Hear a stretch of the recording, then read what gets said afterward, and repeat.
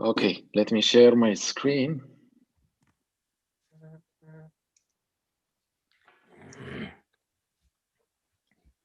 Okay.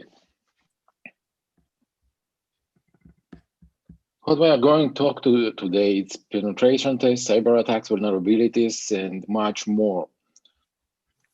The difference between penetration test and vulnerability assessment is simple. When we are doing penetration test, we are actually trying to break into the system. Where vulnerability assessment or vulnerability test is checking some kind of bugs in the system. It's not trying to break into the system. Here is the two infographics, which is explain which kind of vulnerability assessment and penetration tests we are using on daily basis. In real life, there are two teams in each organization. There is a red team, which is trying to attack some systems, and the blue team, which is standing to as a firewall to prevent that attacks. There is other kind, it's intrusive and non-intrusive tests. When we are talking about intrusive tests, we are sending some payload to that system or that kind of product, and which is trying to exploit some vulnerability. Okay. If you have any question, interrupt me freely, and I will get to answer anyone. Okay. Okay. Well, as there is also other kinds of penetration tests. It's called white box, gray box, and black box. Every kind of attack, every kind of penetration test, it doesn't matter which one, begins with black box. Black box, we didn't know anything about that system or that web page or mobile application. Doesn't matter what we are trying to test. We nothing know about that. This kind of test includes early stage information gathering about that product, that system. Let's say, for example, we are trying to break into some web page, which is a very popular attack today. So we are going to reconnaissance some information, which kind of web server is running on, which kind of framework is using, and etc. Gray box, it's the same test, but we already know something about that system, and we also have some credentials. It's not have to be in the admin credentials, but we have a real user credentials, so we can access system and try to move into the system and trying to click there, click other places. And the white box, it's finally when we have the source code of that system. Today, nowadays, we are hearing about smart cars. So there is a lot of startups and projects I see when trying to exploit or trying to test that car.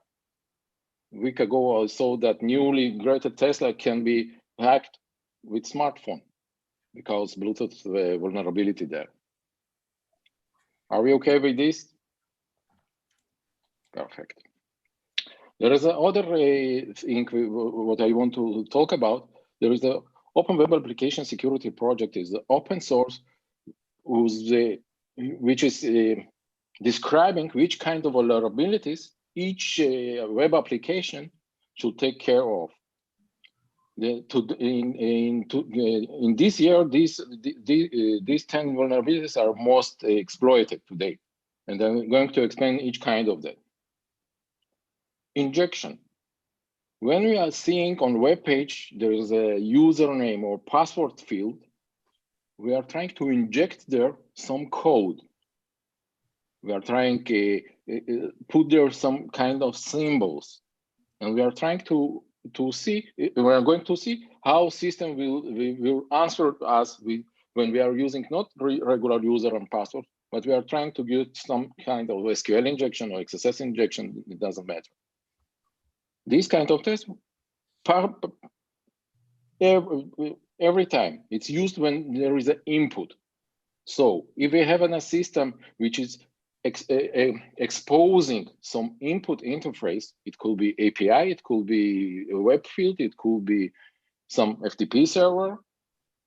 So we can inject into that interface some payload, which is later I will explain, which is provided with the exploit and other kind of things. Broken authentication means there is an authentication in the system, but authentication is a process when we are identifying ourselves. Let's say we are going to some, let's say Facebook, we are putting in username, which is our identity, correct? And the password. Password is an authentication that identity is our identity, sorry. Broken authentication told us so we can authenticate with the system, but by manipulating some cookies or session variables, we can bring into other user session. So this kind of attacks is a broken authentication.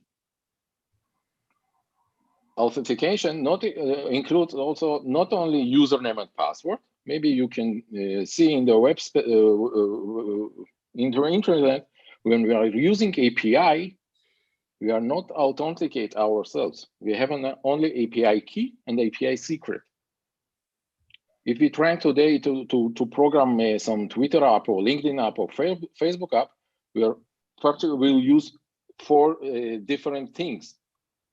We are going to use a app token, app secret, and API token and the API secret. This is also can be manipulated, and it's discovered by broken authentication. Sensitive data exposure. Just before 2 days, maybe you heard there was a huge leak of a million of users with a password on the internet. It's called the CT0 something, and I don't remember what it was called. Sensitive data exposure, it's maybe not good design or architecture of the system.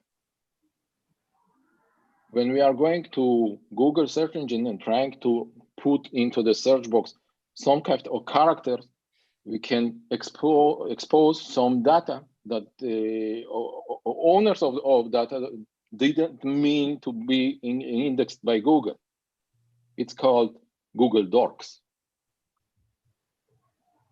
XML internal entities, it's tricky to exploit with this, but today we heard about web services or web sockets. So all of this is using XML files to explain between the browser and the server which kind of technologies they use, what kind of encryption they are going to use. So we can include in our local XML payloads and URLs which will exploit the server side because we are sending that XML to the server. Access control. As we told about identification and authentication, there is another thing called authorization. We are authenticated to the system with user or password or token, that doesn't matter. But the system should check if I authorized to make things that I'm trying to do.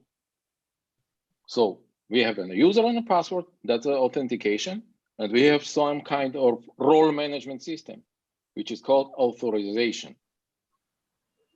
Okay, this is broken access control. If I authenticated to the system, it's maybe bad idea that, let's say, web application which is connected to database, that's bad idea if server will connect to the DB with only one credential. I would like to take the identity which is identified on the website till to the DB engine, so I can make some role management. Security misconfigurations. Everybody, I hope so, meet firewall, correct? Do we know what is firewall standing for? Yes? Feel free to open your mics and answer. Okay, do we know what firewall doing in each organization? Yeah. Okay, so let's say my firewall rule, the first one will tell any accept. This kind of security misconfiguration. I have a firewall, I have an antivirus, doesn't matter what. But my configuration tells to the attacker or the bad guys that's okay to come in. And here, when we are using security misconfiguration, we are going to take attention to the logs. When we are seeing some system, some antivirus, some gateway, doesn't matter. When our system doesn't accept packets to come in, it's actually like dropped or reject. All I am asking to do is remember, cyber attacks will come as green things, will come as accept things. When we are open the door, we are opening that door not for only our regular users, also opening the door to cybercrime. Okay? Cross-site scripting. Let's say we are using some Facebook page. We can, on Facebook it's not, but for example, on my About Me section but in Facebook page, I can put HTML link to my LinkedIn profile. And that's what it did. LinkedIn profile script will run on my Facebook page. So if I hosted some JavaScript, which can store cookies or other sensitive data, I can use that by XSS to store identity data. Insecure deserialization, okay. When we are talking on about web applications, we are seeing that a huge data comes in and comes out from our browser. Because we are using HTTP protocol still, there is some kind of control characters in messages. And if we are not going to use this serialization and deserialization of that data, browser can interpret that control characters as some command. So the web page will not render correctly. And the worst case, it will expose us some data which we are not allowed to see. So we have to take attention how the serialization is implemented in that system.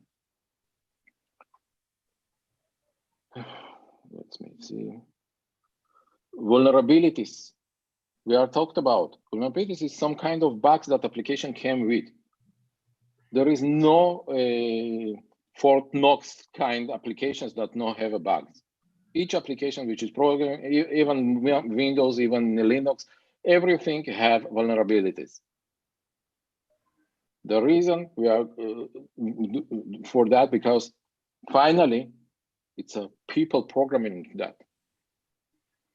And no one can program and predict every kind of input which could take that system down or break into other some critical spaces. Logging and monitoring, it's a critical thing in every corporate. The most critical thing of logging and monitoring, it's a time. If I have one system in time zone GMT, and second system in time GMT plus 2, for example, so I have inconsistent logging. I can't understand, even if I logging everything in my system, if time is not synchronized between all of the entities in the system corporate, so this log is unusable, unactionable, non-actionable. Are we okay with this? Yeah. Okay. Please ask me a question because I'm thinking. Okay. Which tools we have to implement such a kind of penetration test? We have a lot of virtual machines. Virtual machine is kind of software which runs on every desktop, also servers. In virtual machine, we can run any kind of operating system. Even if we can programming someone for us, we can do it. Why to use virtual machines? Well, when I try today, in these days, there is a lot of code of tools already written. Hackers or other bad guys not going to program hacking tools. They are going to use some repository from GitHub or other packages. So we will use the same kind of tools, not on our working machine where is our business mailing, mails and photographs. We are going to use that under the virtual machine. So if there is a bad code or exploited code, it will run on the virtual machine. A few years ago, I saw kind of viruses which can break the sandboxes of the virtual machine and come to host machine. But these kinds of viruses, it's APT kinds, it's country-based attacks. Okay. Cloud services, we have three kinds.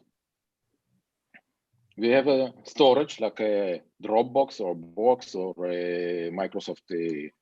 I forgot the live something. Also, we have operating system. We can go to Amazon or on Azure or on Google or DigitalOcean and set up there some server, let's say for web application. And software as a service, all of us using mobiles. So mobile application on our smartphone, it's a software which is run with cloud services. Botnets, I will talk. I will explain it later. Okay. Which tools? And be careful with these tools, guys, because these tools, as you can see, they are info gathering, but can be used as for hacking. The Metasploit framework is Rapid7 thing, I think, yes. Metasploit framework is a framework which compiled by hackers, written in a Ruby language, and includes 90% of known vulnerabilities exploit. So when we see Microsoft Patch Tuesday, there is a CVE number or whatever patch. After 2 or 3 weeks, we can see that exploit in Metasploit framework. This framework is used to penetrate to pen test some systems. We don't have to know how exploit works. We're just asking Metasploit, please use exploit for CVE 2020 whatever. We are giving them the destination IP address, destination port. We are choosing which kind of payload we want to use, let's say reverse shell, and exploit. When we're exploiting that, the remote server connects to our workstation, and we have a local shell on that server with local system credentials. Wireshark, it's a sniffer, network sniffer. We cannot sniff internet traffic, but we can sniff the local network traffic. All of us using Bluetooth and wireless technologies, even in airports or train, we can use Wireshark to listen to the traffic because it's public. What we can see in the Wireshark, we can see the network packets.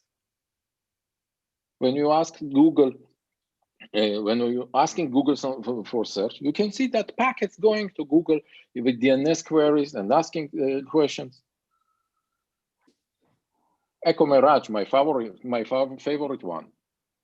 This tool can intercept traffic from local computer and giving me abilities to change things. Remember we talked about authentication? So with EchoMirage, I can try to identify myself for Facebook, let's say, with my password. And when I'm going to my page, I can intercept that traffic. And in place of my Facebook ID, I can put other user Facebook ID. Because my session is already authenticated within the Facebook, probably I will go to other user page. I think Facebook changed that. Burp and Fiddler. Well, EchoMirage is working for every kind of protocol. We have a huge kind of protocols in the interspace. Burp and Fiddler working only for web tests. Okay, what is working in browser? Burp and Fiddler can intercept that traffic and change things. Mobile applications using only web traffic. So we can penetrate web application using things like Burp and Fiddler. Nmap and Masscan. Well, when hacker wants to exploit or white hackers trying to penetrate some kind of system, the first thing we are going to do is map the attack interface, what we are going to attack. So very basically thing we can see, it's a network scanning. We are using Nmap on Masscan to scan one IP addresses or thousands of IP addresses, and we are receiving some kind of report on each IP, what service is running there, okay? Fuzzing. This is another kind of attack, the hardest one, but it's still in use. Look here, where there is an input, there is a fuzz. What does that mean? I gave you an example with Facebook user ID and password fields. Fuzzing is automatic process which trying to inject in that field a huge count of characters. What for? For crash the system. So when we are trying to fuzz input and system is crashed, I'm not sure if you remember, there is a blue screen of that on Windows machines. Do you know? Remember that? Perfect. So if I can fuzz some let's say I'm opening a Windows application calc, and I'm trying to fuzz that input thing where I'm putting numbers. I'm trying to fuzz for thousands of characters, and after some time, I got blue screen of that with some interest number on that error page. That number is an address in the memory of local machine where the program crashed. I'm resetting my computer, going to calc, the starting process over and over and over. What for? I want to get same address at very specific input, which I put in calc. When I got that address, I'm using that payload to exploit that Windows.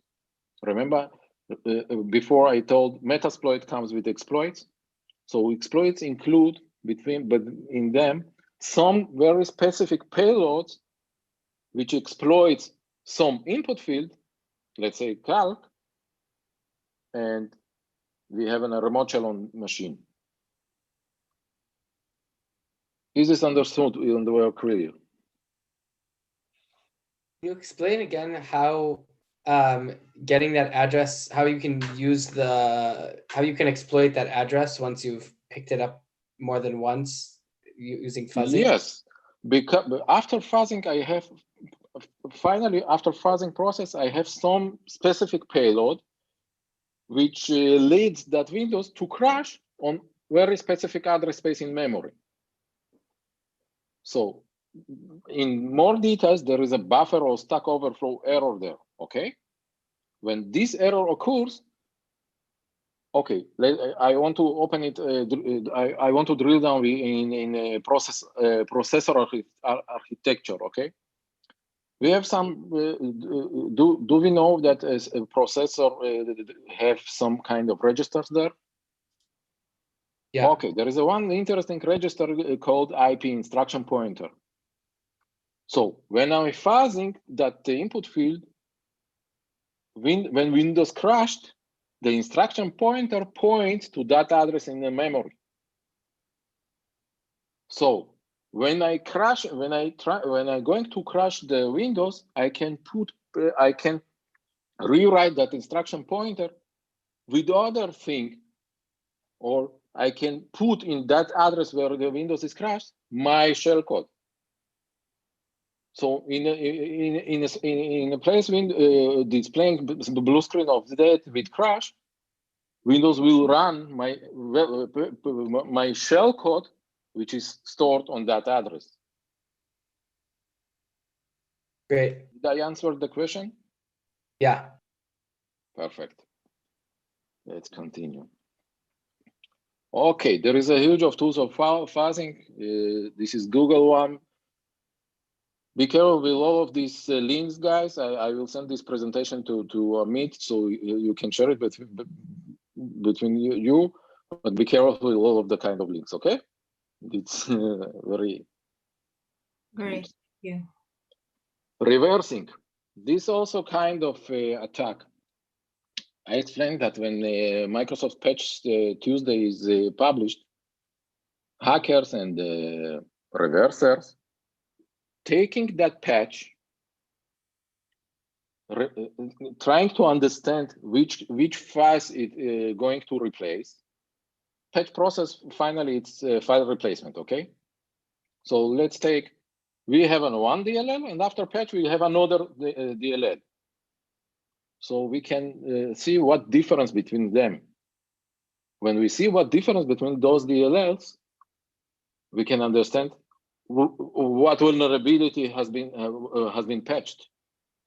When we know what kind of vulnerability has been patched, we can program the exploit or seek that exploit on Metasploit. Okay, so reversing is used to make reverse engineering. So if we have compiled Android applications for APK, for example, actually it's a zip file, but you can extract from there everything and try to see Java code. What reversing also allows us to see the business logic of that application. When I'm putting user password, where is it going to check it? How it is going to check? Using assembly, we can change the business logic. If you know assembly language, finally there is a jumps in the memory.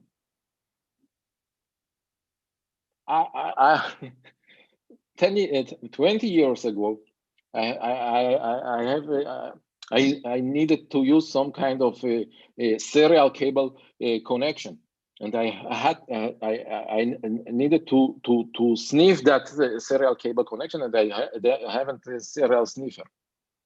I found one on the internet. It sniffs the traffic, but it's not showing me the packets because it costs $15 or something like that. I was a kid.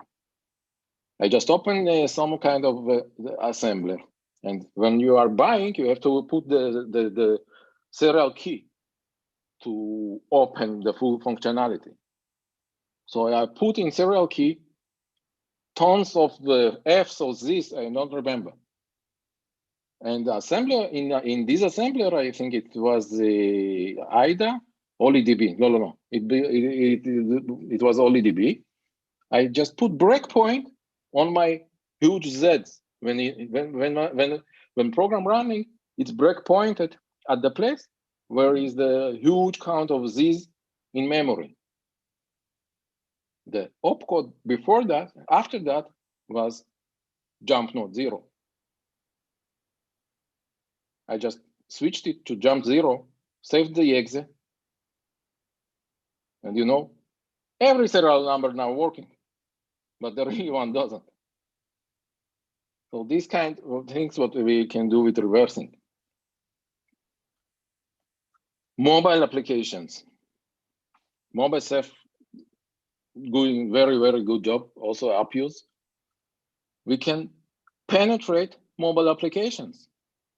We can use the hardware phones connected to those systems and penetrate web mobile applications. We can also from the virtual machines download from Play Market that applications and penetrate them. As we remember, there is a tools for sniffers and Burp and Fiddler. This one comes with all pre-installed software needed to penetrate the web app. MobileSafe, good one because he is running, making a dynamic test. He is running this framework running that applications and giving us feedback where bad input can be placed, sorry, and so on. A lot of links, you can use them. Be careful with tools. Remember, botnets. There's a three kind of botnets. Botnet actually is a network of software connected components. Let's say we are going to some web page loading as JavaScript. Other people going to same web page and receive same JavaScript. Finally, that server can distribute JavaScript called Monero. It's a cryptocurrency. So it's a simple JavaScript with weights 4K for my, if I remember correct, that using your browser session to make blockchain solutions. And the guy who is distributed that JavaScript receiving that money. This kind is of botnet. It's distributed over the internet, over the local network. Other kinds of bots can be used to make denial of service attack. Let's say we are distributed hundreds of thousands of bots, and we are controlling them. Every web server, every kind of web application have a border how much people and how much session it can be serve. Today servers, let's say, serving 100,000 of users. And if our bot will be with 200,000 of users, the server will not be available for the others. So botnets, there is a three kind. The most popular kind is the central C2 server, or we are calling it CNC, command and control server. These servers connecting with these his agents, which called bots. And I'm going to this is not virus. It's a kind of software that sits on our computer. It doesn't make my life harder. It's just sitting and waiting for commands from the C2 server. Next thing the bot thing, it's a peer-to-peer bot. So we have a network, let's say thousands or hundreds of computers. There is a software which is connecting between each another. In this kind of bots, they are using domain generation algorithm. Let's say, for example, we have a Google Authenticator, correct? You know what is Google Authenticator, right? Okay. Google Authenticator displays, or Facebook code generator displays as some code And Facebook or Google or whatever allows us to log in. The shared thing between those things, it's an algorithm. Also, the botnet, domain generation algorithm tells to bot which DNS, which kind of domain DNS name to use to connect to each other. For that, we have network sniffers. For that, we have to implement deep packet inspection to understand that there is some kind of botnet traffic in organization. Other kind of bots is proxied. If I have monitoring system in my corporate, I will see that a lot of computers from this kind of bot trying to access internet. So it will, I will take attention and we'll start to investigate what's happening here. But if our botnet or our bot connected to some server which is using internet for corporate, that traffic we can't see. We will not see that traffic because it's regular. That server is used for internet access, correct? So bot using those kind of servers. Yeah, we have some kind of technology called sinkhole. We are mirroring DNS queries within the organization, outside the organization, it doesn't matter. Whereas we're just mirroring DNS queries. And when we see, let's say, first time query, let's say some Chinese site that organization never been there, it's strange. So, but in sinkhole server, we are monitoring anomaly and behavioral analysis, okay? That's the botnets. C2 servers, it's not just a server as we can see, let's say, websites, a web server, which is managing web page, hosting web pages, sorry. There is a Telegram channels. We can use SMS and MMS messaging to send commands to the bot. We can email. If bot is using some kind of mail services, we can email orders to bot. File sharing systems. Let's say we have shared some folder on Dropbox, and that folder could be used as the whiteboard, and we are giving commands to the bot because bot is also listening to that folder. Sharing boards like Pastebin. You know what a Pastebin? Ghostbin?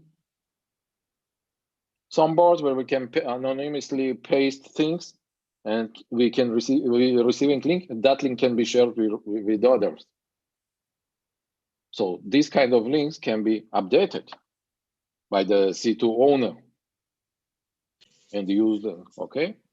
DNS queries. DNS is not just name resolution services. We have a huge kind of records on the DNS system. We can use TXT kind of records to send orders to our bot. Twilio, it's an open platform which allows I have a few make some virtual phone number, and I can send SMS to that phone number. I can, yes. No.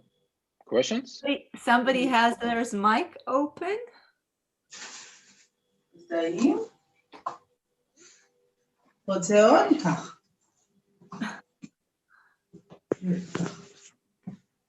Can I continue? Yes, please do. Okay. As I said, Twilio can be used to receive SMS messages, and on Twilio platform can program some kind of automation. When you receive one, let's scan that server with some kind of tool. Very usable platform if TTT. If this, then that. I have a Telegram channel which is fully automated. Whoever Who is there?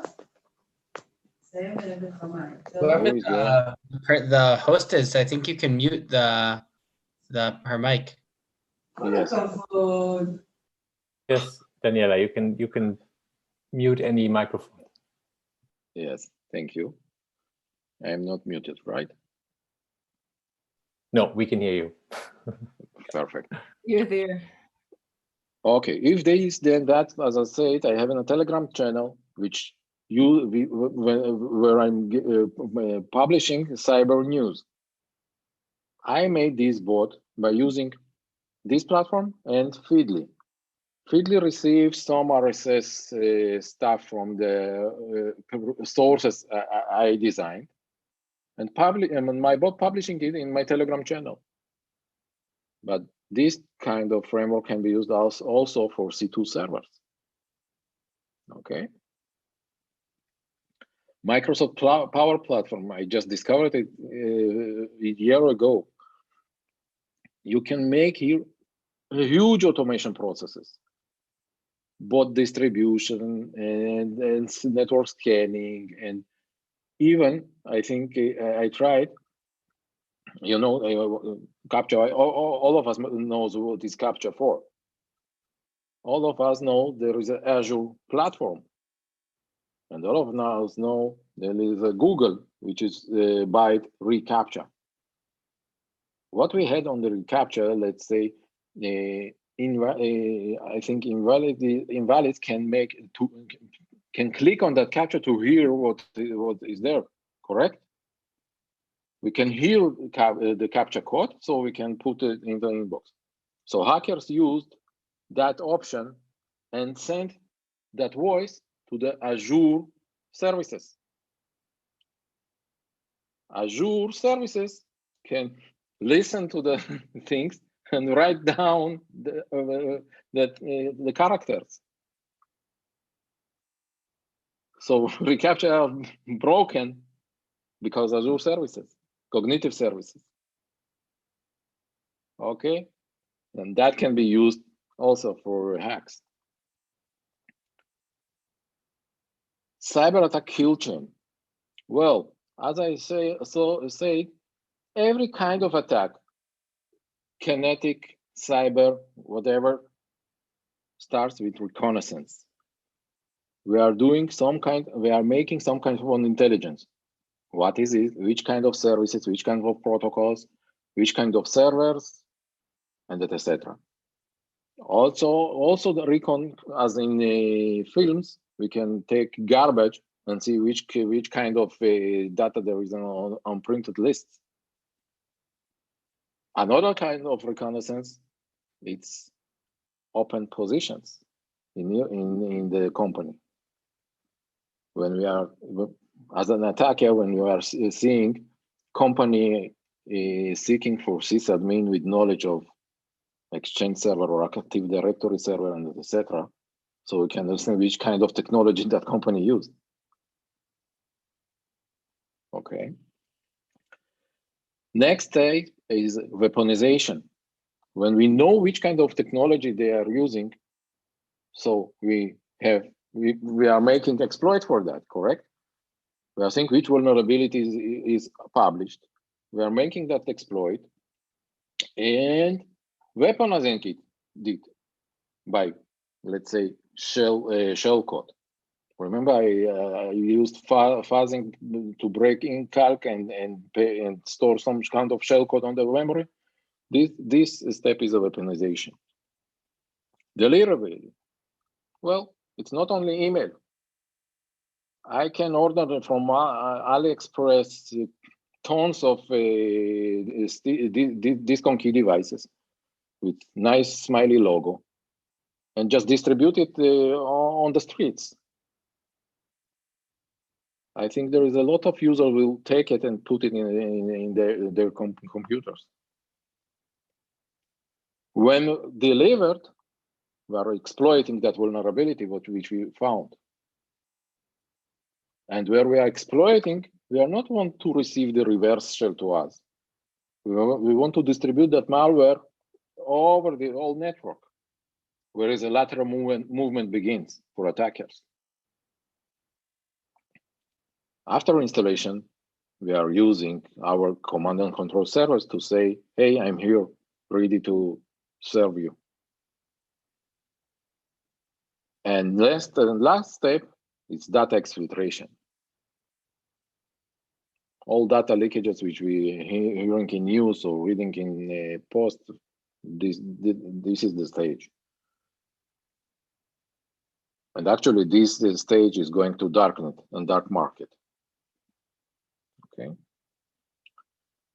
Questions, guys? I think it's a last one. Yes. Do you have any questions?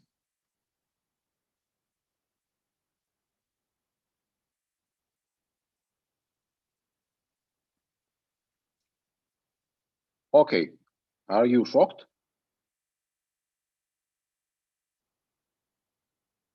There's a lot of information. Yes.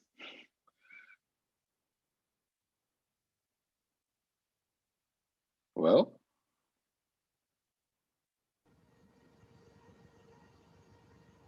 I think I saw we finished. Thank you. Thank you very much. I actually had a question, and sorry, I think I didn't send it to the all chat. Have you been involved, like in specific cases you're allowed to talk about? We just published today, maybe you saw on LinkedIn, on Facebook, that 3 Israeli guys have been stopped by police. There's in last month we saw huge phishing mails and SMS to our citizens, and this kind of campaign starts with this: you are receiving SMS with your account just blocked. So this kind of SMS, the citizen is clicking on that link on the SMS. That link leads to phishing landing page, where is an actor asking for user and the password. When citizens put their user and the password, attacker just took that and logged into real bank account of that user. After that, he's called to the victim and say, hey, I'm Johnny from this bank. You are going to receive some PIN code, please tell me. So in real bank page, he's trying to transfer some thousands of money. So user receives code from real bank to transfer that, put 5-digit code. And that citizen gave that code to the attackers. So they have been stopped today. And we are investigated that last month. Okay, thank you. Perfect. Okay. Other questions? Could you tell us what are the most common threats from your point of view? Well, the COVID problem took us to work from home. I think many businesses opened their platforms to work remotely. So I think the most threat in these days, it's remote accessible services. It could be mails, VPNs, it could be other kind of services, but the most of the threat is the remote connections here. And is phishing right now the most common attack vector, or does the attackers use other vectors at this moment? Phishing, it's a most popular method, yeah, but there is another kind of phishing. It's called spear phishing. So the attacker sent email to specific people in that organization, to sysadmins to install some patch, or to CFO with some fake financial report, and so on.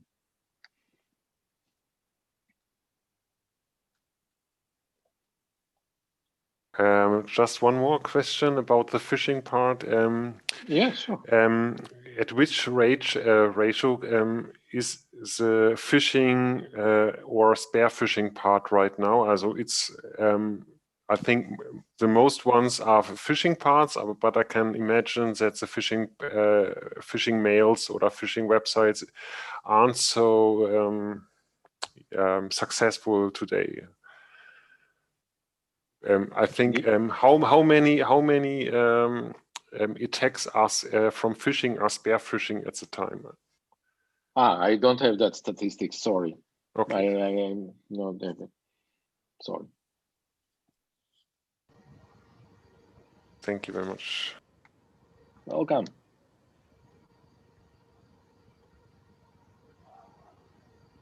Anyone?